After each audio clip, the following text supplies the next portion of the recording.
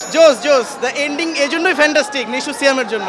অস্থির ছবি ভাই, বরবাদ কি ছবি, তার থেকে এটা হচ্ছে বেস্ট ছবি। ক্যামিও অ্যাপিয়ারেন্স বা স্বল্প সময়ের জন্য পর্দায় উপস্থিতি সাধারণত বড় কোনো তারকাকে দিয়ে এটি করা হয় যাতে ওই সিনেমার গুরুত্ব বাড়ে। এবারের ঈদে ঢাকায় সিনেমা মুক্তি পেয়েছে ৬টি, যার ৩টিতেই আলোচিত ক্যামিও অ্যাপিয়ারেন্স। এরকমটা কখনো আমরা চিন্তাও করি নাই যে সিয়াম এরকম অভিনয় করতে পারে ভিলেনের ভূমিকায়। সেম নিশো, সবাই ভালো ছিল। ঈদে মুক্তি পাওয়া সবচেয়ে আলোচিত সিনেমা তাণ্ডব।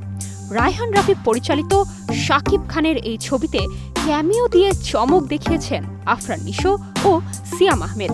আমার ঈদ ডাবল হয়ে গেছে, কারণ আমি ৩ জনকে একসাথে পাইছি, জাস্ট সুপার ডুপার ধামাকা। ধনী পরিবারের আলালের দুলাল সাদা একচোখা ভয়ঙ্কর লুকে ধরা দিয়েছিলেন সিয়াম। তার চরিত্রের নাম আরমান মনসুর। মাদকাসক্ত খুনি ও নিপীড়কের এই চরিত্রে এতটাই মানিয়ে যান সিয়াম যে ছবি দেখার পর দর্শকের মনে জন্ম নেয় ঘৃণা। সিয়ামের পাঠটা তো ভাই কঠিন। সিয়ামের চরিত্রটিকে বেশ পছন্দ হয়েছে সঙ্গীতাঙ্গনের তারকা নাজমুন মুনিরা ন্যান্সির। ফেসবুক পোস্টে লেখেন, আরমান মনসুরকে নিয়ে একটা সিনেমা দেখতে চাই।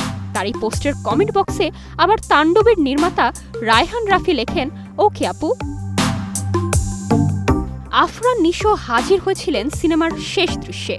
সবাইকে চমকে দিয়ে তার প্রথম সিনেমা সুরঙ্গের মাসুদ হয়েই তাণ্ডবে হাজির হন তিনি। সুরঙ্গের ২ বছর পর তাণ্ডব সিনেমায় একই চরিত্রে নিশোকে দেখে উল্লাসে ফেটে পড়েন দর্শকরা। সবার কম্বিনেশনে নিশো ছিল, নিশোর যে পার্টটা ছিল এটা খুব ভালো লাগছে। আফরান নিশোর যে অ্যাকশনটা পুরো জায়গায় জায়গায় ছেঁদা করে দিব, এটা একদম অন্যরকম ছিল। সঞ্জয় সমাদ্দার পরিচালিত ইনসাফ সিনেমায় রাফ অ্যান্ড টাফ চরিত্রে দেখা দেন অভিনেতা চঞ্চল চৌধুরী।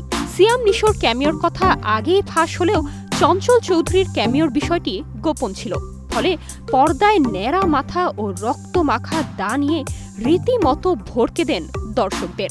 স্বল্প সময়ের জন্য স্ক্রিনে এলেও নেটিজেনদের ভাষায় তিনি সিনেমার মানকে নিয়ে গেছেন অন্য উচ্চতায়। এছাড়াও অতিথি চরিত্রে দেখা দেন ন ডরাইয়ের অভিনেত্রী সুনেরা বিনতে কামাল। হাজির হন উৎসব সিনেমায়। পর্দায় উপস্থিতি কম, তবু বেশ প্রশংসিত হন সুনেরা। Nirjona Nusrat, Star news.